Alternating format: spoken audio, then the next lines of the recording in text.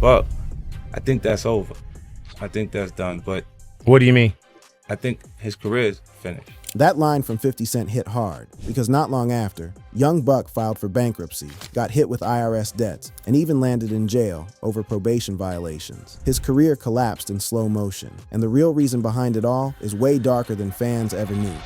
From the streets to stardom. Let's kick it from the jump because Buck's come-up story is absolutely wild and sets the whole tone for everything that went down after. Growing up in Nashville, Tennessee, young David Brown wasn't living that easy life by any means, my G. He was moving around constantly throughout his childhood, from Seafright in North Nashville to South Nashville's J.C. Napier projects, then to the South 7 projects. By the time Shorty was just 8 years old, this little nigga knew Nashville from the east to the west, top to bottom, navigating through different hoods and experiencing all types of street life that would later influence his music heavy. To stack some bread and help out at the crib, young Buck was out there on his grind in every legit way possible, pumping gas for tips, cutting lawns, washing whips, whatever it took to get a few dollars in his pocket. Music became his escape, his outlet, his whole dream. He started freestyling with his day ones, battling any nigga who would step up to the challenge, slowly building a local buzz in Nashville's underground hip-hop scene. Now here's where the story gets real interesting and shows Buck's early hustle mentality and hunger for that bag. Buck and his homie discovered a CD by BG, Chopper City, and on the back cover was a phone number for Cash Money Records. These two young cats, barely knowing what they was doing, actually called that number with a wild-ass idea. They told Cash Money they wanted to book them for a show in Nashville for around $5,000. Somehow, miraculously,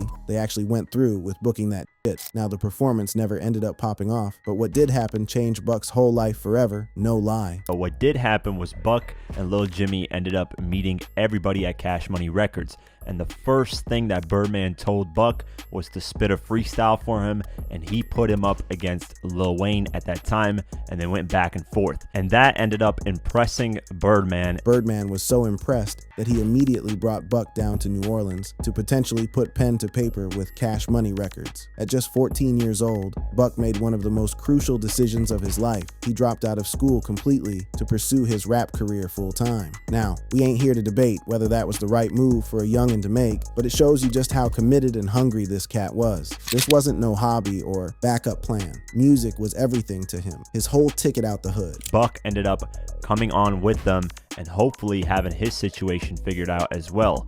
But as years went on, Buck said he spent 3 to 4 years with Cash Money and none of his music ever got released.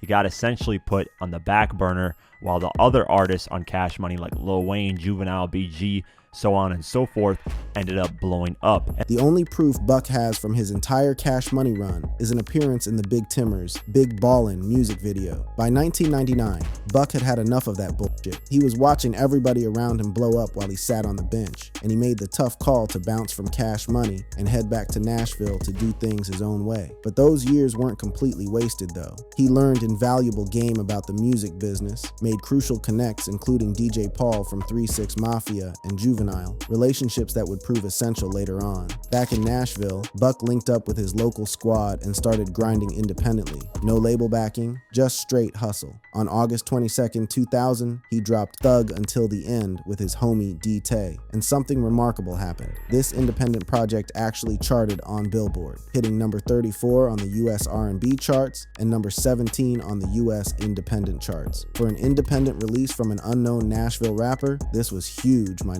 Buck managed to move roughly $10,000 worth of units, which might not sound like much compared to major label numbers, but for an indie artist doing everything himself out the trunk, it was significant. More importantly, it proved that this music thing could actually work, that there was a real audience for what he was spitting. Then came the wake-up call that changed everything, the moment that made him realize he had to choose one or the other. And out of my ordeal back in the streets, I ended up getting shot in a home invasion and a robbery. One in the arm, one in the upper thigh area. It was enough for me to wake up and really realize that, yo, if this shit keep going on like this, I'm either to get killed go to jail. And I really realized that because I was getting down for real. Really started to devote more of my time to the music then, the studio, period. After recovering from getting hit up during a home invasion robbery, Buck made a solid commitment to himself. No more street life, full focus on the music grind. And right when he needed it most, an opportunity came through his old Cash Money connection. DJ Paul from 3 6 Mafia, who had always been a huge fan of Buck's talent and his pen game, heard about the shooting and reached out. He had Project Pat scoop Buck up from Nashville and bring him to Memphis to lay down some tracks. Out of those sessions came Buck's first major album placement, Memphis on 3 6 Mafia's When the Smoke Clears 66-61 album. This was the break Buck needed, that exposure that would set up what came next. But even then, despite the good look, Buck didn't end up signing with 3 6 Mafia. He was back in Nashville, hustling independently, but now with more visibility and connects than ever before. But we getting ahead of ourselves, fam. Let's talk about how Buck actually ended up joining G-Unit, because that story alone is absolutely crazy. The G-Unit run and when got real. Birdman, his old connect from Cash Money, reached out once again with a proposition. Things had changed dramatically since Buck first tried to make it work with Cash Money back in the late 90s. By this point, Cash Money had absolutely blown up. Bigger offices, luxury whips everywhere. The whole operation had leveled up significantly. Birdman wanted Buck to join a new group he was putting together called Head Busses. Buck flew back to New Orleans, but history started repeating itself in the worst way possible, no cap. After sitting around for about a week waiting for things to pop off, with no official paperwork being signed and no real movement on the promised deal, Buck started getting frustrated. He wasn't that same naive 14-year-old kid anymore. He was a grown-ass man with responsibilities, with things popping back home, and he didn't have time to waste sitting around. Then something serendipitous happened that changed the whole trajectory. Juvenile showed up at the Cash Money offices, shocked as hell to see Buck sitting there waiting around. Juvenile was in his own transition phase, dealing with his own beef with Cash Money, and he made Buck an offer that would change everything. Juvie happened to pull up at the office, and when he pulled up, he was kind of shocked to see me there. I'm like, I've been here for a whole week.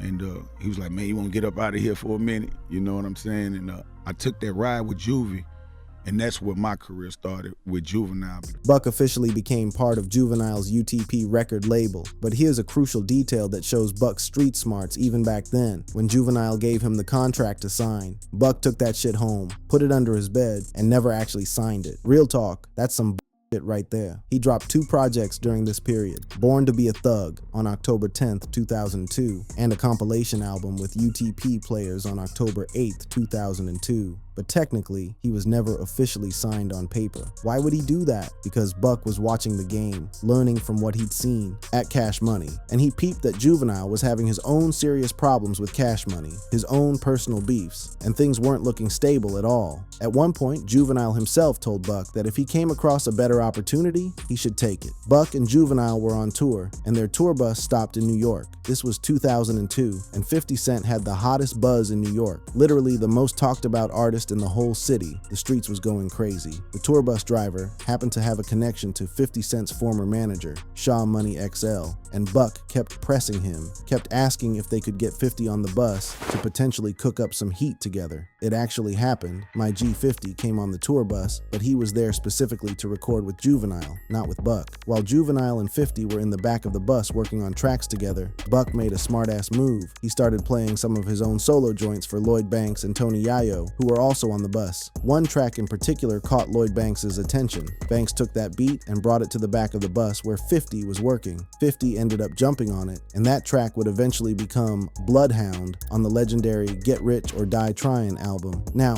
that wasn't actually the first track ever released with all 4 of them together. That distinction goes to A Little Bit of Everything on the 50 Cent is the Future mixtape, but Bloodhound was the one that would introduce Buck to the mainstream world. At that point in time, 50 liked Buck, but couldn't really offer him a deal because 50 himself wasn't even signed to a major label yet. But 50 never forgot about Buck, and when things fell apart with UTP as Buck anticipated they would, fate intervened once again.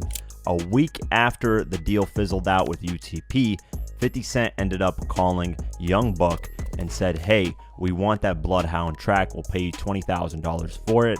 let us put it on the album, and the track is getting mixed by Eminem and Dr. Dre. 50 wanted to fly Buck out to Los Angeles to meet with him, Eminem, and Dr. Dre, and officially sign him to G-Unit. This was literally a dream scenario for any rapper trying to make it, especially one who had already been through so many false starts and letdowns. Buck's first major placement on G-Unit Records was Bloodhound on 50's Get Rich or Die Tryin', but 50 was strategic about building Buck's profile. Instead of immediately dropping Buck's solo album, 50 decided to release a group G-Unit album called Beg for Mercy first, which would introduce Buck to the world as part of the squad. Beg for Mercy peaked at number 2 on the Billboard 200 and sold 377,000 copies in its first week. As of now, it's sold over 2.7 million copies in the United States and is nearly diamond worldwide. Young Buck had officially arrived on the biggest stage possible. The whole hood was watching. Following the blueprint that G-Unit perfected, Buck dropped a mixtape called Welcome to the Hood on May 31st, 2004, hosted by DJ Whoo Kid, creating that buzz for his solo debut. On July 2nd, 2004, the first single, Let Me In,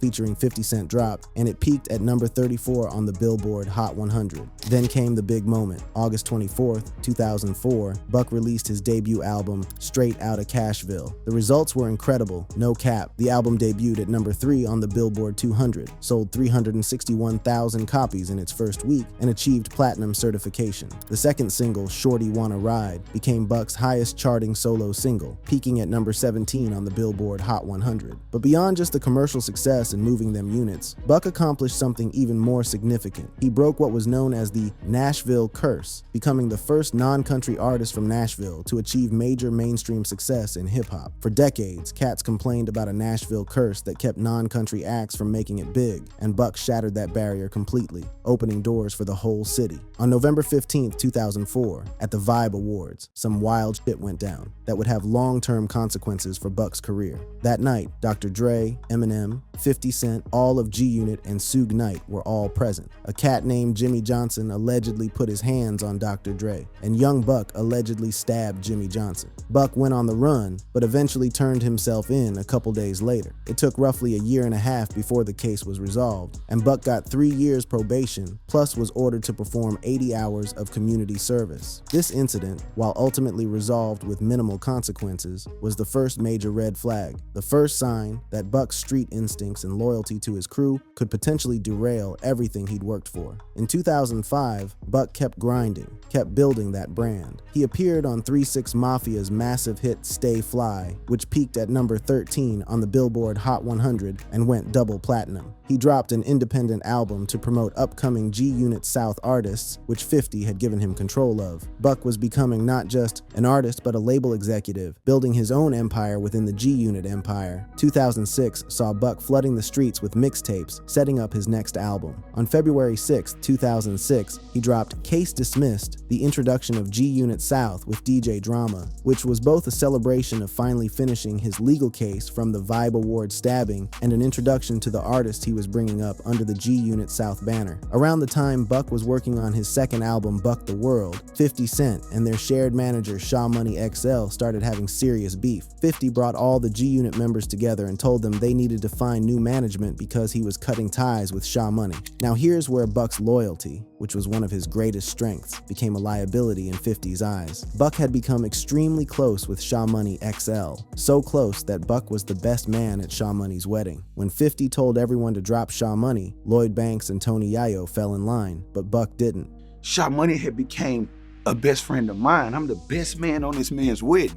That's how me and close Shaw was. Me and Shaw were probably closer than me and 50. Him and 50 was, so I'm the best man of his man's wedding. I'm judging Shaw not from a business standpoint of his problems with 50, but looking at him as my brother. Buck saw Shaw Money as his brother, not just his manager, and he had no personal business problems with Shaw at the time. In Buck's mind, they were going to work that shit out eventually, and he didn't see why he should turn his back on someone who had done nothing wrong to him personally. But 50 took this as straight up disloyalty, as Buck choosing sides against him. The resentment from 50 started immediately, like clockwork. You would see Banks, Yayo, and 50 together at shows and events, but Buck and Shaw Money were left to promote Buck's project on their own. own. Buck believes this is a major reason why Buck the World didn't perform as well as his debut. It sold 98,000 copies first week and went gold, but without the full G-Unit promotional machine behind it. Buck the World dropped on March 27, 2007,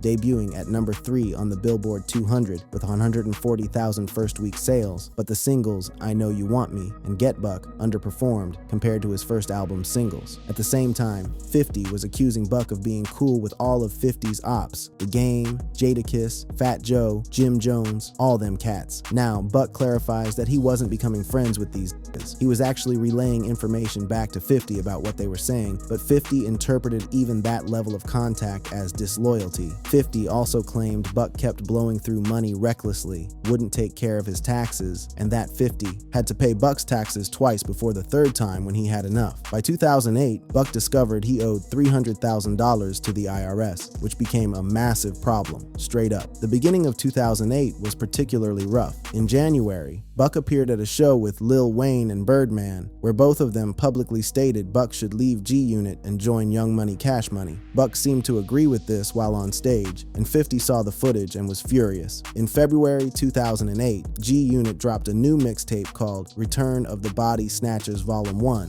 and Young Buck was nowhere to be found on it, which confused fans since they had just released a track together called Feel Good months earlier. Then came the explosive moment that changed everything forever and set Buck on a downward spiral he's still recovering from to this day. The Fall, Bankruptcy, and Road Back. In March 2008, 50 Cent and Young Buck had a phone conversation that nobody knew about at the time, except 50 was secretly recording that whole shit. After that conversation, the two seemed to be cool again, and Buck even appeared on tracks for the G-Unit mixtape Elephant in the Sand that month. For a brief moment, it seemed like maybe, just maybe, things would work themselves out, but that reunion was incredibly short-lived, fam. On March 20th, 2008, an interview with Yo Raps magazine came out where Young Buck said, "I'm still waiting on a royalty check, period. I've never seen a royalty check since I've signed with G-Unit. So hell yeah, I'll tell you one damn thing. That show money is that good. I've never in my career cashed a royalty check." Now, here's the thing. This interview was actually old, conducted months earlier, but the outlet decided to release it in March, right when Buck and 50 were supposedly patching things up. The timing couldn't have been worse, straight up sabotage. Shaw Money XL immediately tried to do damage control the next day, denying the rumors and stating that Buck had cleared over $10 million